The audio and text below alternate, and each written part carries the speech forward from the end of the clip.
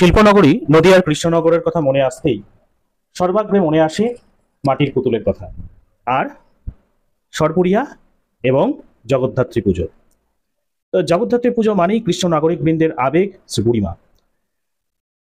আর এই জগদ্ধাত্রী পুজোর প্রস্তুতি পর্ব শুরু হয়ে গেছে। সামনে যে রাজবাড়িটি দেখছেন সেটি কৃষ্ণনগরেই বর্তমানে। এটি আসলে রাজবাড়ি নয়, এটি আসলে একটি প্যান্ডেল। এটি রায়পাড়া মালিপাড়া বারোয়ারির একটি প্যান্ডেল, যা কৃষ্ণনগর স্টেশন থেকে বেশি দূরে নয়। এরপরেই একটু কাছাকাছি আছে ইন্দিরা পল্লীর পুজো। এখানেও একটি সদৃশ্য মণ্ডপ তৈরির চেষ্টা হচ্ছে। মণ্ডপটি ঢেকে তারা প্রস্তুতি পর্ব চালাচ্ছেন, তাই ভিডিওতে দেখাতে পারা গেল না। এরপরে আমরা দেখছি বউবাজার বারোয়ারির সদৃশ্য মণ্ডপ। এটি প্রায় সম্পূর্ণ হয়ে গেছে। মা মহেশ্বরী, ভেতরে সুদৃশ্য কারুকার্য সবাইকে মোহিত করে দেবে। মায়ের সাজসজ্জা এখনো অসম্পূর্ণ, সাজসজ্জা চলছে। এই করতে করতে আমরা চলে এসেছি বুড়িমা প্রাঙ্গণে। দেখলাম বুড়িমা মায়ের চক্ষুদান এখনো সম্পূর্ণ হয়নি।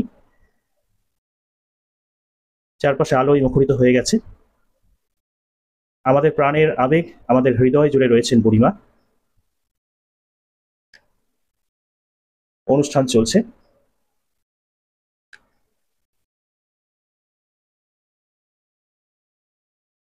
এটি ভাই ভাই সংঘের একটি মণ্ডপ, সুদৃশ্য মণ্ডপ। এরপরে চলে এসেছি রাধানগর আদি বারোয়ারি, যেখানে তারা ভারতবর্ষের এই বছরের একটি অতি গুরুত্বপূর্ণ ঘটনা অপারেশন সিন্দুরকে তুলে এনেছেন। অপারেশন সিন্দুরে ব্যবহৃত সমস্ত রকমের যন্ত্রপাতিকে এরা মণ্ডপে দেখাচ্ছেন। সুদর্শন চক্র খুব সুন্দর লাগছে, যেটি আঙুলের মাথায় ঘুরছে। এখনো কাজ অসম্পূর্ণ হয়ে আছে, আরো অনেক কাজ বাকি। এর মধ্যেই দর্শনার্থীদের ঢল নেমে গেছে।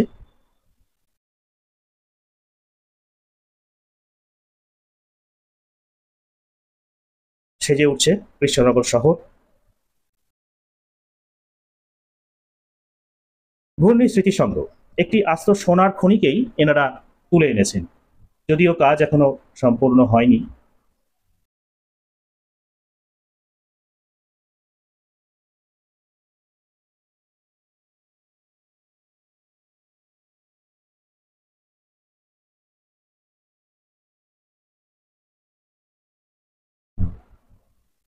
দিল্লির অক্ষরধাম মন্দির, পরিচালনায় ক্লাব রেইনবো, এখনো কাজ চলছে।